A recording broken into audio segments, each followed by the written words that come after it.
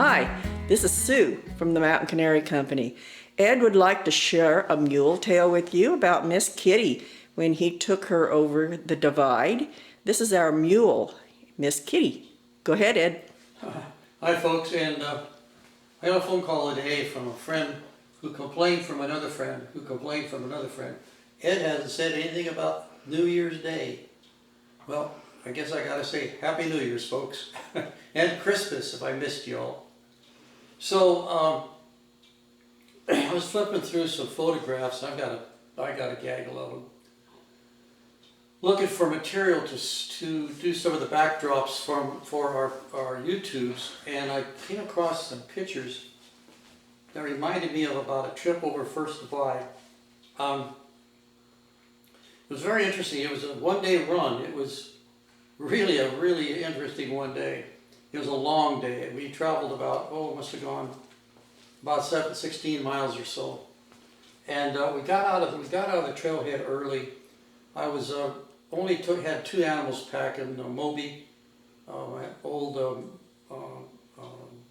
half-liter gelding, and Ms Kitty, and I was riding Maud, and a friend of mine who worked with me quite a bit, named Mary, was going to ride drag for me. And Moby, I would keep Moby up right behind me because Moby had this thing about First Divide, and I'll go into that story some other time for you, but how we got to here. But at the bottom of the First Divide, we went in and hit, well, I got to backtrack a little bit. I was only making a one-day run because I was hauling in just enough supplies for a backcountry ranger who was hiking in at the same time with us, and who was going to do some work in there. And I was going to drop a bunch of stuff off, supplies and such, at Homestead Home Meadow in their locked cash box. And so I was only needed two animals, and they were loaded lightly, and we started going in from the staircase, and he dropped off at 9th Stream. It seems like some people actually have to take a lunch break. So he dropped off just before lunch, so we got really out of the trailhead early, we were moving really good. And as per usual, just out of 9th Stream, you go up a ways, and then you hit a sharp climb up. Well, Moby at that point would go, "Oh my God, that's going to be terrible." He remembered where he was. "That's going to be terrible." And he kind of pulled back and sit back, go, "Oh my God, oh my God, oh my God." And I just reached down and ring him up next to me, and I had a chain. I hook the chain around, hook him up on a chain, pet his head, tell him, "You're going to come on, Moby." Well, this day in particular, we got a little further past that, and I thought, well, maybe this trip he's not going to do that to me. And he did. And the next thing you know, I was busy taking a lead, steering Monty in one direction. He was busy taking a lead rope out of my right hand. Well, I stopped, and I was all good to jump off and get it. And Mary jumps off and says, "I'll get it." So she got off her horse, and this was a new horse to her. And instead of, she was the world's eternal optimist. So instead of tying him up, she just let him loose, figured he ain't going anywhere. He walked up and handed me the lead rope, and she went to get back to her horse. He was headed for the trailhead. At this point, he was about 12 miles from the trailhead. And he went smoking off, and I thought, well, maybe he'll just go down a little ways and stop. But no, he went a little further, found a batch of bees to get into, and went on a little further.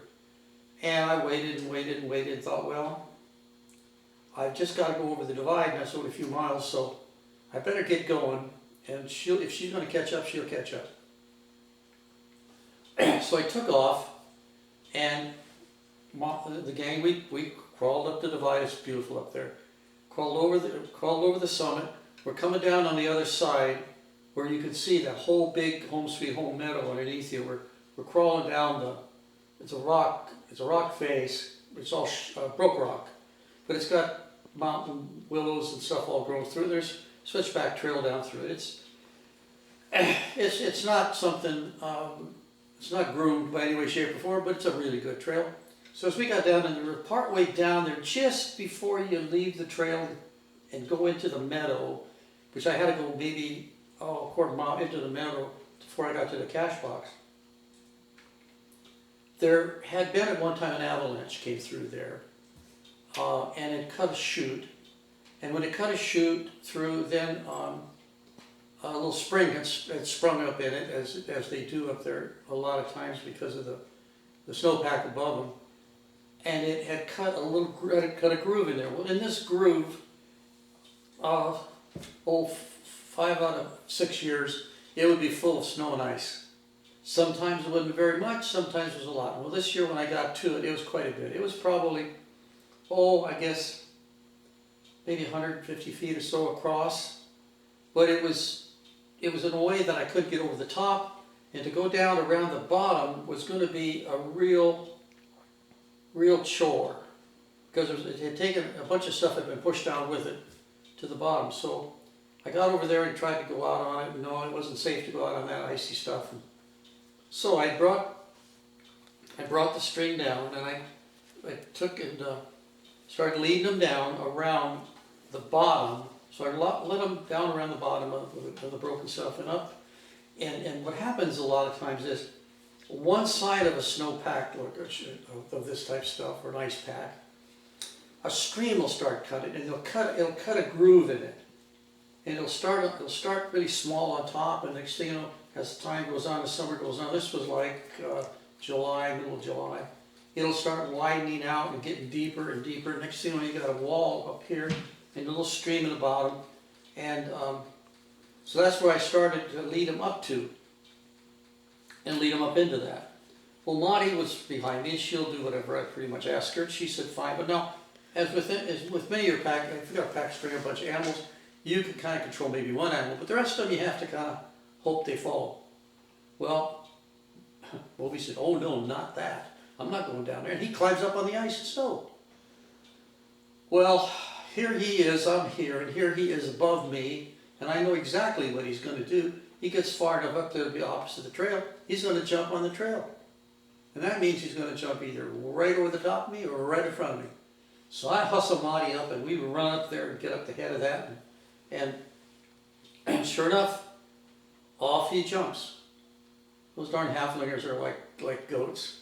Off he jumps onto the trail. Well, you know, his pack went. And Kitty says, I ain't doing that. Sits back, pow, she breaks off. And then boogies back across the damn ice I didn't want to go onto. And up the trail I go. Oh my goodness. Now we've got Mary up at the other end, maybe with a horse. Kitty running up there somewhere. So I looked at Monty and I said, I don't know what's going on, Monty. At least you and me and Moby are here. So I took them down, tied them up to a mountain willow bush. And I got Moby all sorted out so that nothing was going to fall off while I was gone. And I crawled out on that nasty, rotten old snow and ice and walked across that. And I look up the trail, I look up the hill and up the trail. And there, looking around a tree, around behind this big fir tree, like sneaking around to look behind it, is Kitty. She's looking to see what I'm going to do. Well, I got off the snow and ice, and I went, Kitty, what are you doing up there? What are you doing? What are you doing by yourself over there? Come on. And you know, darn it, if she didn't just walk right down to me. I patted her, picked her up, brought her down, started to hook her up to the pack string. Well, pack string, the Moby, we ain't a big string. But the interesting thing was just right after that, here comes Mary into sight, riding her pony down the hill. Well, pretty much everything was pretty copacetic, and you know, we'd gotten by, everything had worked out. And went down, crossed into the meadow, opened the cache box, had a key to it. There's a special key that several people have in there that can open those cache boxes, which were really handy if I'm working in the back there and I get, for some reason, I'm without tent or without a sleeping bag or without food, there's stuff in there. And extra tools and so forth if you have to do something. So I put all the way in and headed back out again. Well, it's about the time I broke over the summit coming down and ran into the backcountry ranger.